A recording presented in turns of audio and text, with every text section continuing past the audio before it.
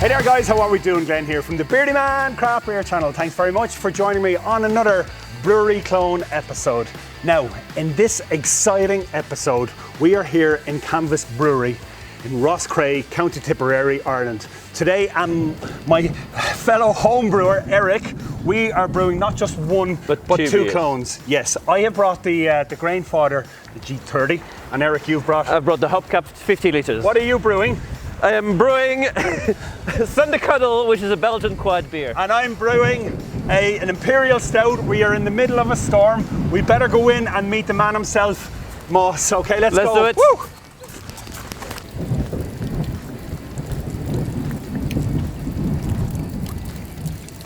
Canvas Brewery is a farmhouse brewery based on a farm in North Tipperary, close to the shores of Lough Derg.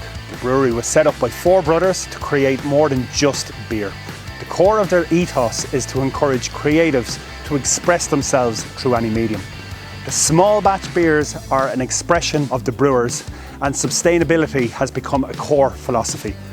To their knowledge, Canvas are the only brewery producing single source beer, growing its own hops and grain, malting on site, sourcing its own water, and provides its own power to concoct these progressive beers. Canvas's inspiration is taken from what is around them, producing off what's seasonal and what is to hand.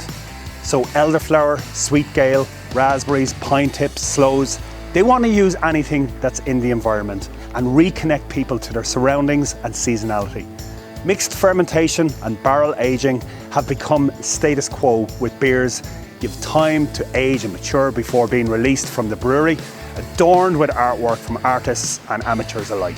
The guys at Canvas Brewery wanted to create an experience, a community if you will, which brings people together and encourages them to create and contribute, to learn and enjoy.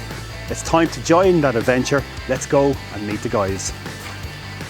Hey Moss, how are we doing? Glenn, pleased to meet you. Hey Moss, good to meet you, Eric. Eric.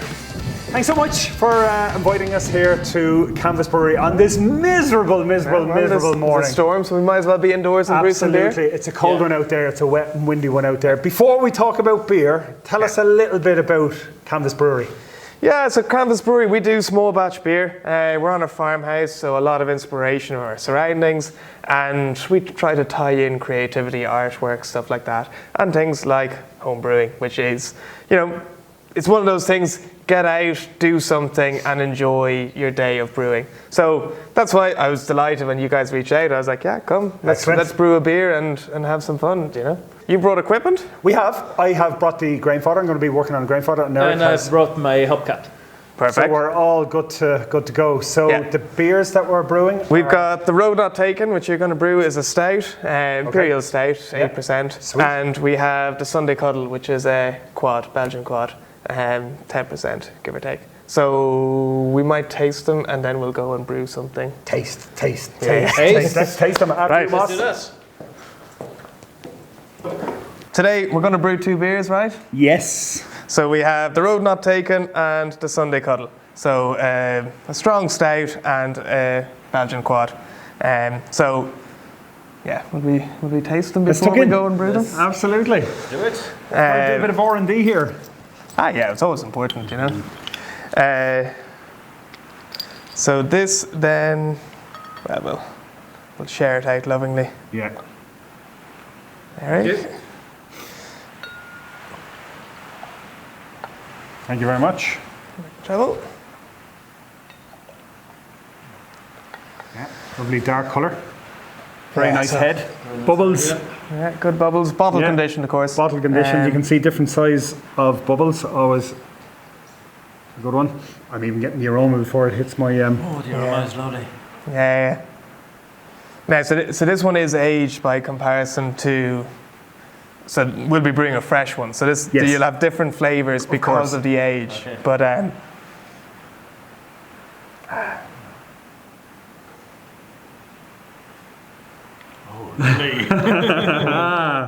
so a good bit of carbonation on it now over time. And yeah, the carbonation is beautiful, but you know what? It's so well balanced.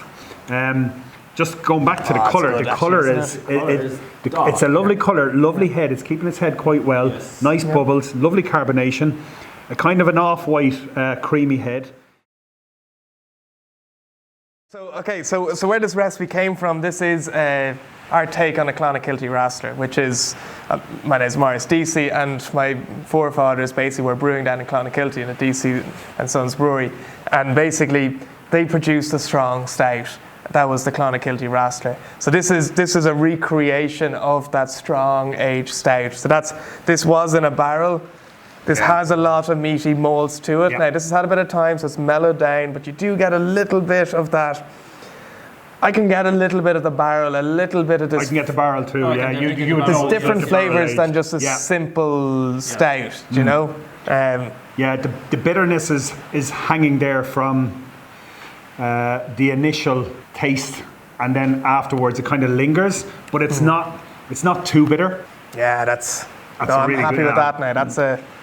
Will you be happy to brew something like that?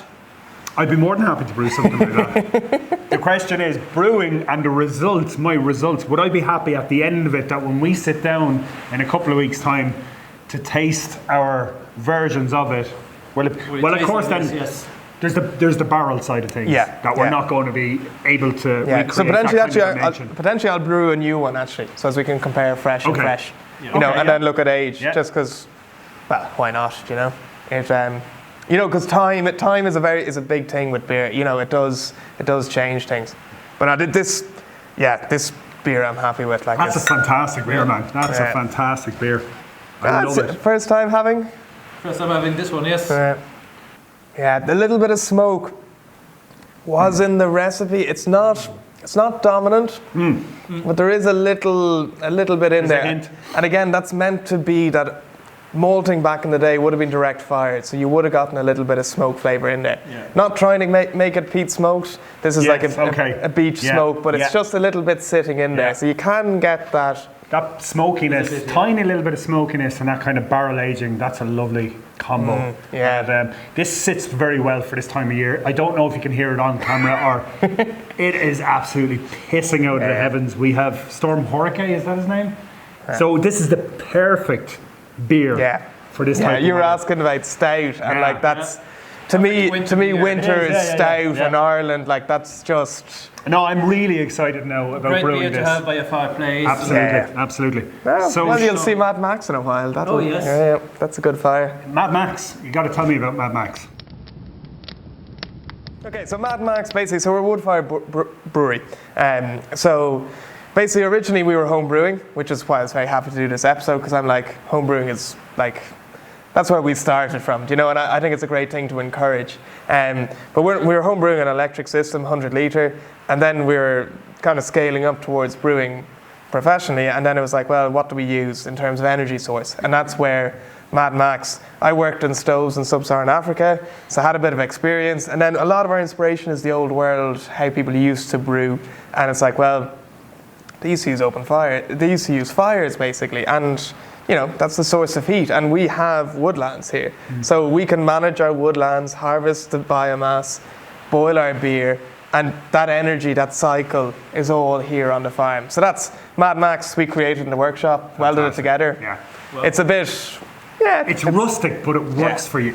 Obviously it makes beer, you know. Because some people would say, what, you need to be steam jacketed, you need to be all these other things, and like, how do you control it? It's like, well, knowledge of trees, knowledge of how you stoke. Actually, with a bit of familiarity, you can do it. But also, look, Canvas Brewery. We're not about producing consistent beers that will never change, for the rest of eternity.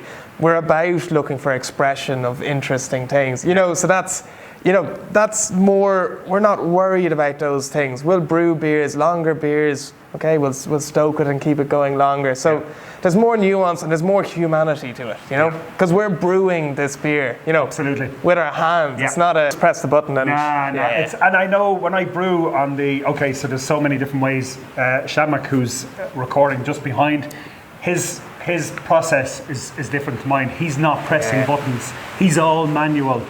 And I do understand. I'm brewing like you're brewing on the HopCat. I'm brewing, and it's all like I have the app and this, that, and the other. What suits me doesn't suit somebody else. But this is a completely different perspective to it as well. No, exactly. And this is, our system's very simple. It's all manual, and it is much more connected to homebrew. So like this whole idea, can we brew beers like a brewery produces? Yeah, with us. you can, because like we're using HLT, mash tun, boil kettle. You know, like there's no mad technology, and to me that's what's really interesting about brewing is that like it's been around for so long. You know, thousands of years we've brewed beer. Like they didn't even understand yeast by the time when they started brew, or like ABV, specific gravity. Yeah. They made beer, so that's where I'm like, let's make beer, make nice beer. Do you know? Yeah, make great beer.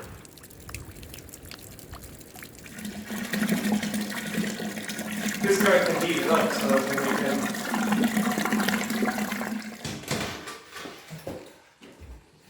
can. Moss, now we're about to add our grain. Yeah. What do we have now in Okay. this particular recipe? So in this recipe, the road not taken, we have a base of Maris otter, so to give a good bit of body to it. And this is also an old recipe, so we're trying to use old grain. So Maris otter is a heritage grain. We've got some rye in there, give a little bit of extra kind of taste to it. We've got a good bit of oats in there, give a good bit of mouthfeel. We've got some smoked malt, just a little bit, and that's some smoked malt from the farm actually. Okay. So just a little bit of wood smoke in it, because again, it's a recreation of an old beer, so we want a little bit of that smoke in there. And then we've got a bit of Carafla and the Special W. Trying to add in a bit of, and Carahel, add in a bit more body and flavour into a stout, basically. Should we mash in? Yeah, go for it. Let's do it. So I actually start with the oats, because this is raw oats, which is a little bit unconventional, but we're on a farm and the oats is available. Okay. But I start with it first, basically. Normally just to take a little bit of edge off the water, get the highest. Yep. Because flaked oats actually has been already gelatinized, so we don't get that part of the oats, but we're still getting flavour into it. So yeah, so the road not taken, this is a recreation of an old beer that my family, the DC and Sons Brewery in Clonakilty, used to brew, the Clonakilty Raspberry. So this was sort of a creation, we call this the road not taken, a recreation of what this old stout would have been. So this stout won a World Beer Award in Chicago way back. Can't remember what the year is. So it was quite a famous beer, and it also is reported to be the last beer that Michael Collins had. All right. Yeah. So himself and his entourage had 2 beers, or he bought all the people two pints, and they were strong pints. So maybe he was a little bit drunk actually. Poor Michael. And it might explain why he took the wrong road home, Okay. which is the road not taken. I see. But anyway, we don't claim. Well, maybe we claim some of the happiness, but not the mistake of it. Yes. So anyway, so this beer is kind of recreating some of those flavors. So the version we have is actually barrel aged, because beers would have been all in barrels back then. And it's also malt and grain would have been very different then. You had more flavor in the malts, and that's where the smoke.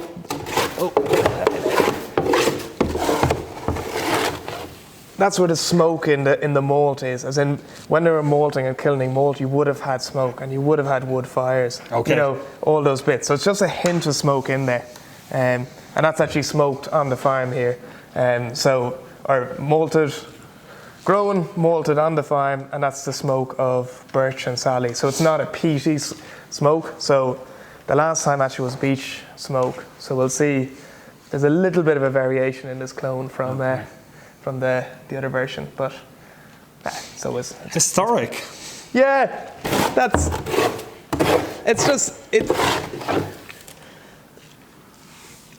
It's kind of, you know, we enjoy history and stuff like that, and it's, you know, something fun to try and go and.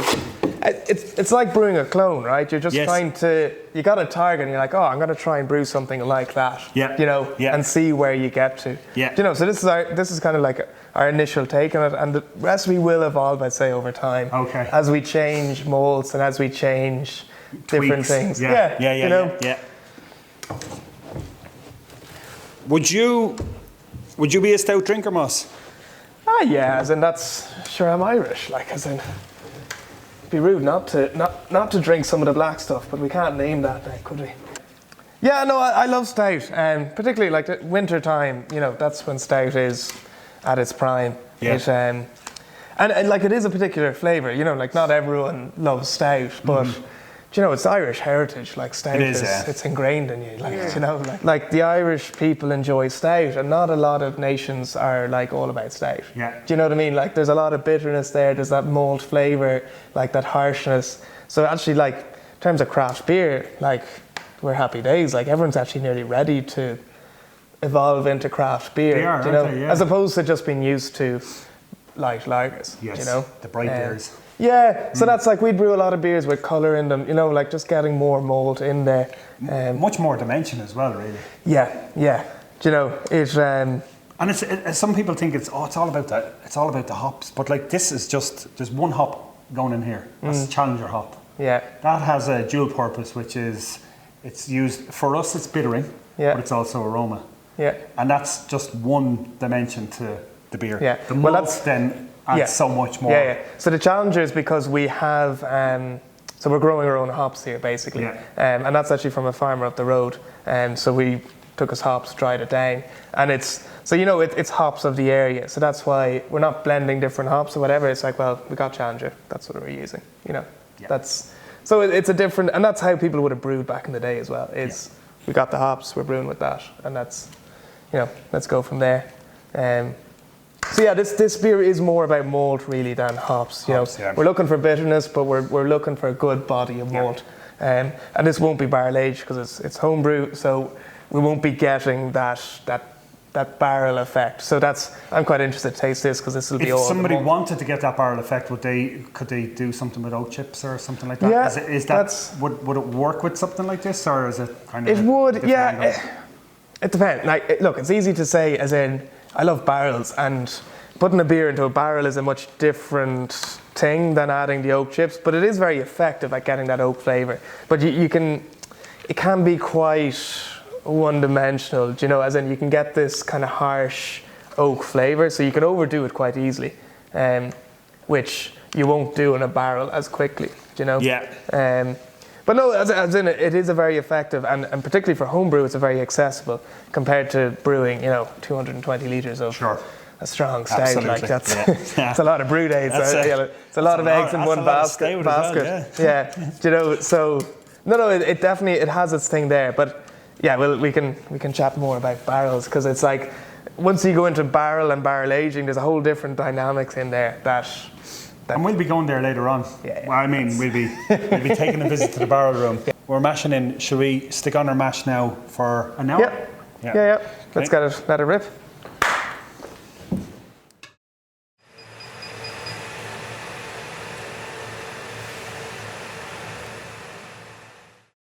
So we have the Sunday cuddle. We cleaned our glasses. We're all ready for to have a little taste. Sunday cuddle. Yeah.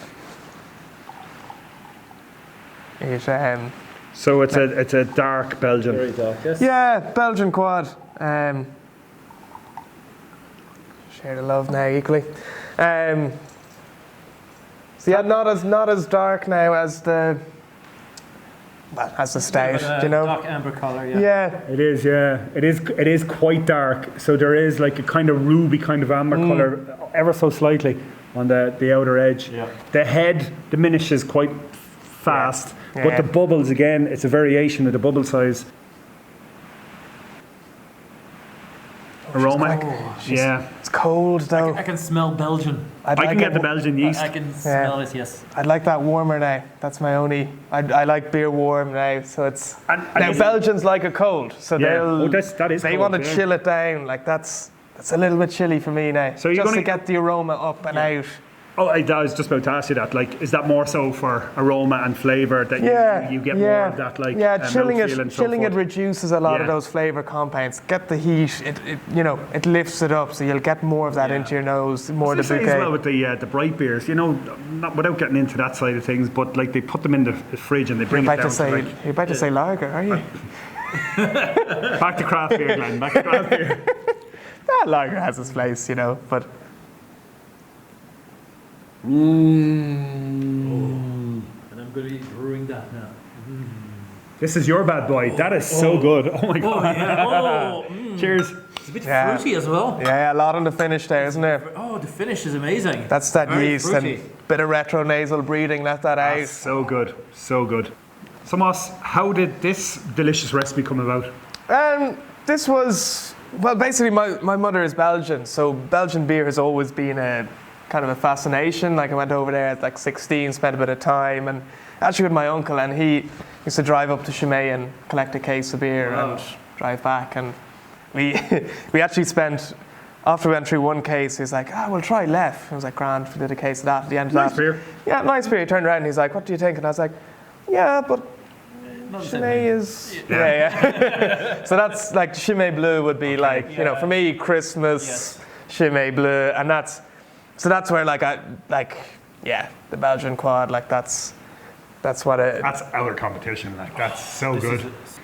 There's complexity there as well. There's, you know, there are a few. There is a bit of barrel aging in it. Yeah. There is that fruitiness. There's a bunch in it, and you know, but like what I love about Belgian beer, it is yeast dominant. It is that fruity flavour. It's still there on your mouth. Like it's still there. Like, and what I also love about like beer styles as well is the Belgians don't really do beer styles. They brew beer. You know, and we put styles on Belgian beer. Yeah. They're like, this is how we brew beer, and this is, I brew it because I like it, you know, and in a way that's a lot, we're inspired a lot by what that ethos basically is. And even like people like Jean de Klerk, who wrote like the first textbook of brewing, like that's a book I would have read early on to be like, look at brewing in a really simple terms as to what makes good beer. And like, you know, that's, I don't know, 70, 80 years old as a book, but brewing beer is still the same. You know, you need barley, hops, water, yeast, and you can make beer, you know? And we're going to be brewing on 2 nicely automated systems, but our system is very simple, basically. That's the, you know, three pot system, basically, from homebrew, you know, on a larger scale. Fantastic. Yeah, absolutely amazing. Fantastic. Yeah, cheers. Cheers again. Okay, so as we said earlier on, myself and Eric are here to do not just one brew, but 2 brews. I'm on the Grainfather. Eric, you're on the 50-litre HopCat. And this is the old version HopCat. HopCat have released some new versions, hopcat.eu. I am doing the stout. Eric, you are doing the strong Belgian. Belgian Quad, yes. Belgian Quad. So, Moss, what have we got for this bad boy? The Sunday Cuddle. Sunday Cuddle. Let's do this. Yeah. Get in. Don't fall into the water. This is our take on a Belgian Quad, basically. And it's very entertaining. This is like our 10th brew as home brewers. And then so we'd kind of started with easy beers, and then eventually we're like, wow, we should really do a Belgian Quad, because you know, you're talking like, for us, like my mother is Belgian, so Chimay and Chimay Bleu, all those beers would have a big like heritage for us. Yeah. So it was like, well, let's make and it's also pushing the boundaries, right? You're like 10% beer. That's, you know, your mash tuns are overflowing, and it's good fun. So with regards to our malt, what do we have? Good Maris Otter as the base again. We've got some dark wheat actually, which is an interesting one. And then what else is in there? We got melanoidin, carafla for colour, and special W, kind of get some of those dark flavours in there. And again, we've got a bunch of different malts, and we also have candy sugar in the boil. Just 5%, just to get it up to the ABV, basically. We mash in? Thank you. Yeah, let's do it.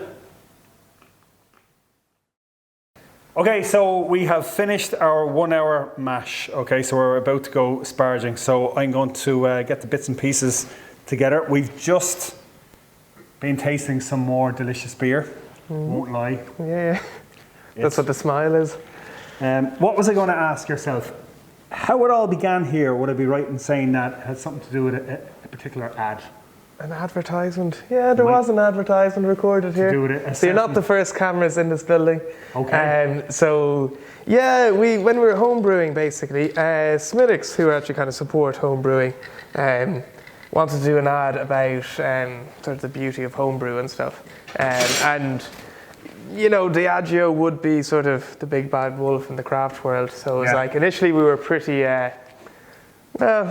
coy about it. But what they kind of explained was that they wanted to celebrate homebrewing, which for us, I was like, well, you know, we are homebrewing. We didn't have a license at the time, so I was like, well, and you know, like there's an ethos to homebrewing, which is you're getting to know how something is made. There's an appreciation of what goes on. Do you know, like there's so much stuff. I've never seen this. There's so much positive stuff from home brewing that basically we were like, look, as long as it shows home brewing in a positive light, we're good with that. Yeah. You know, that's, to us, it's more positive than the like associating with a big brand. Yes. And so yeah, actually these lights are courtesy of that ad. So the lights in the building basically were used for backlighting of the ad. Okay. And then we're like, can we keep those? And they're like, yeah, sure. Oh really? So wow. That's them. So you know, it was useful in kitting out the place basically, and it was good fun like doing it. Now like the final ad, I mean, there's such a tiny amount of us. You must have done it, like they were probably here for a day or so, were they? 2 days, yeah. 2 days, okay. Yeah, and yet I probably took about 5 or 6 seconds. Yeah. For those of you who have not seen the ad or are unsure of what we're talking about, if I can put up a link just above there now to click you to the ad. Yeah. Just in there somewhere. The magic of YouTube. So, and you can see, so in the ad you can see the main bit was actually the 3 chickens that ran in front of the door. Okay, yes. And then there's a bit of us like hops it in, and we're actually down the river, which we have the Archimedes screw on. Are you cooling something in the river? Yeah, we put the boil in the river to cool it down. But like we went through a whole brew day, like showed them like, and we were like, this is how you make a recipe. Like, you know, look at all the different grains, what you're trying to achieve with each of them, all of that. But like, all they wanted was the funny shots. I was like, nah, whatever. Because it's kind of funny. It's a great ad. Yeah, but you know, like, so in a way, because we're a farmhouse brewery, we have all these elements around us: the river, the animals, the fowl. You know, we're just like, and the woods. You know, and we're just like, yeah, that's normal. Yeah. But so they did see it and we're like, oh, this is cool. And like, you know, they took shots of us picking hops up by the hop cottage, and it's like that all got cut out and it went down to the kind of funds and stuff. But so that's actually why when you guys were like, oh, we want to do something about homebrew, and I was like, yeah, that's homegrown. I want to help more people be like, oh, actually, I can make beers. Absolutely. And now we're back homebrewing with more people visiting. Yeah. Woo! We should start sparging. Yeah, how does it work? So I need to get my jug. So we're sparging away now on the Grainfather. I'm not using the app. I'm not connected to the app. I'm just going purely manual because in respect of this place, it's all manually done. Let's do it this way. So old school. Old school. That's exactly it. So I'm like taking notes here and. Yeah, you got to count them off. Take it off. Yeah, because part of the fun of homebrew as well is like you're making it yourself. Exactly. You know? Yeah. You're putting 10 litres in, sparge water. You know, you've poured your 10 jugs over, and away you go. That's it. And there's a few different ways. So obviously batch sparging and fly sparging. Yeah, we'd go with fly sparging. Yeah, we used to batch sparge a bit actually, and yeah. Could go back and toy around with it, but like that's the fun of brewing, like, and especially home brewing. You can use so many different mash profiles and different techniques, and just be like, hey, I'm going to try and do that. Yeah, you know, like we used to do. Actually, the first time we would have done decoction mashing with this, and gone through the steps all the way. And there's a few steps. Yeah, all the way down, and there are arguments about what modern malts you don't need to do it, but. It was fun, you know.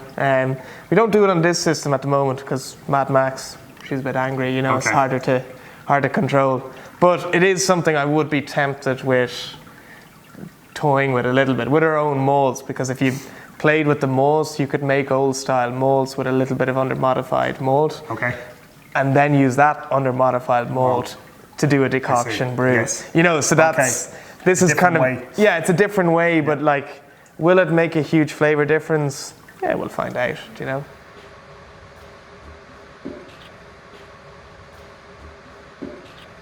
So my pre-boil volume is 26 litres and we are up to 83 degrees Celsius. So we're a little bit off. As I said earlier on, not using the app, the Grainfather app. I've gone all manual today. We've slipped behind in our schedule a little bit. Yeah, I'll wait till Moss comes back and we'll get the boil going and we'll add I think it's just one addition on the Challenger hops going in at 60 minutes. Okay, so we are ready to go with our boil. We are up to our 100%. So our Challenger hops are going in at 60 minutes and we are using Homegrown hops. Oh yeah, the smell of homegrown.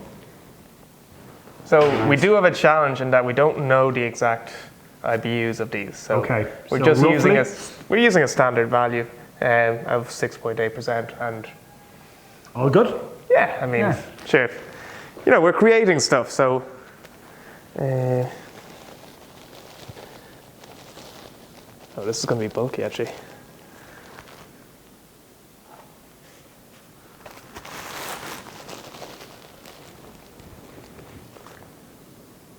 Yeah, there you go. So you see, it's a much different. Like when you're using pellets, you know, it's going to disintegrate. It's absolutely, much yeah. Whereas these guys, they stay whole, so they actually will filter out as you drain out. See, I haven't brewed with whole hops. Oh right. Yeah. Your virginity, God. Yeah.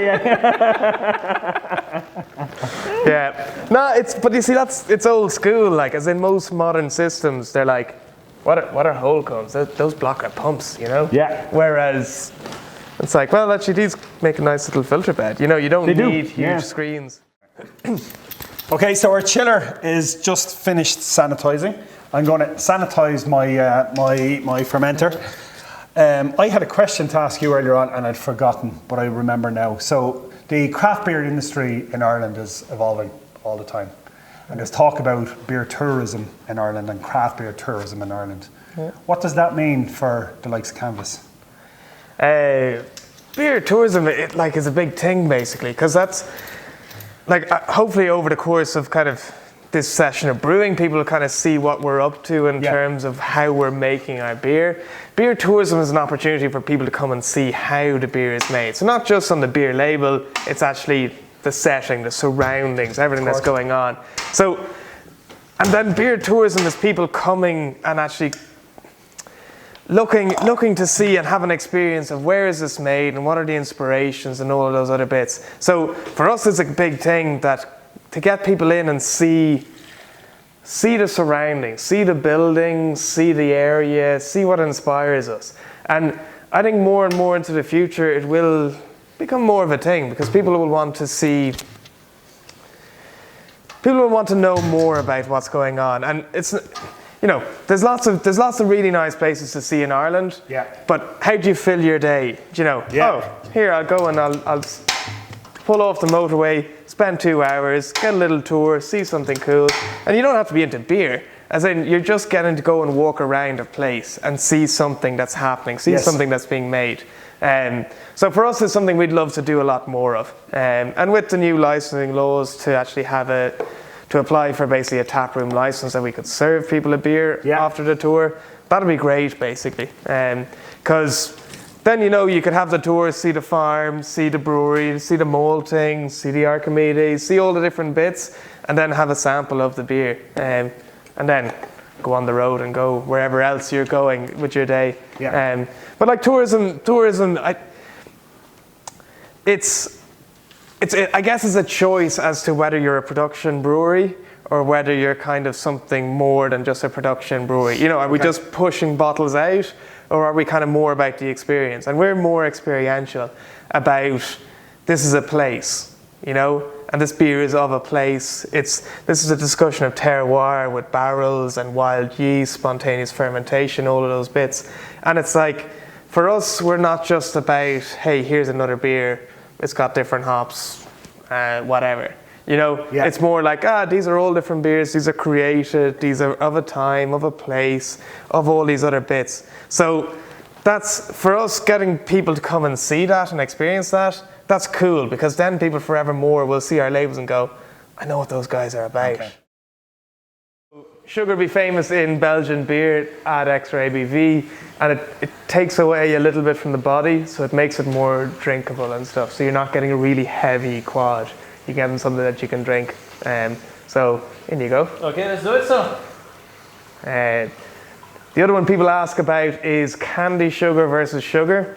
Do you buy the candy rocks and basically like brew like a monk? All of them, they're basically like, well, what do the monks use? They use what's available. Yeah. Sugar. Like, getting the rocks, yeah, it is nice. The dark rocks, yeah, but at the end of the day, it's sugar. Yeah. Like, that's kind of my view and take on it. Is that's what the monks would have done, is added sugar, like wherever you can get it.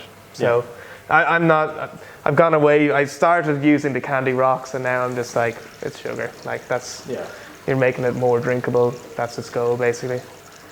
So our gravity for the Imperial Stout, let me just get this right. We are 1.076. All right. We're pretty much bang on. Like that. Yep.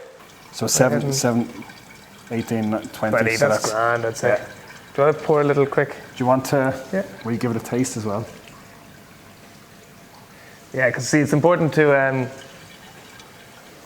check it throughout. Now, the other bit is that it's always more bitter now.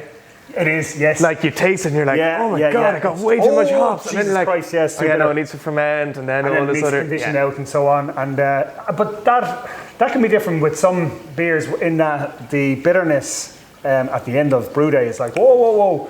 That can kind of hold after a while too. Well, that's like? Plenty cold. I'd keep it warm. It's too cold, isn't it? Yeah.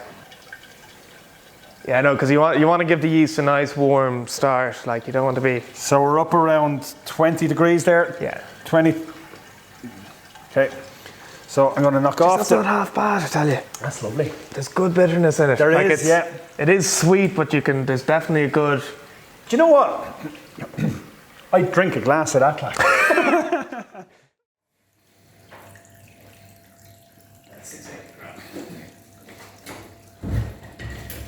I was just about to ask you a question about the yeast, but before I get, what are we drinking now? Pixel. Oh, it's very an nice. Oak Age Amber IPA. So Delicious. yeah, and like IPA, Indian pale ale to send to India, would have gone in barrels all the way around. So actually, IPA, we think of it as pale ales with lots of hops. Yeah. Yes, but actually what the people who drank it in India had old aged IPA in oak barrels. Okay. So that's kind of what that is. And it's interesting, like the hops has mellowed now with time and stuff, but you got the tannins and stuff. Like, so that's, yeah, I'm happy with that one now. That's a nice. The colour is unusual for an IPA. Yeah. Yeah. Kind of a bronzy. We're always about like, we always end up chucking in a bit of colour, just like As you look at it, appearance, and then you drink it, and it's like it's not what you expect. It is delicious, but anyway, enough about. Pixel. Pixel. I'm going off. So that's just our one bit. yeasts for our brews today. Eric will join us now shortly. He's finished what he's up to. So we're going to go with a fairly standard. Normally you'd go with US-05 or something fairly neutral for the road not taken. We got a few other variations, and we'll start capturing wild yeast and make our own cultures for that.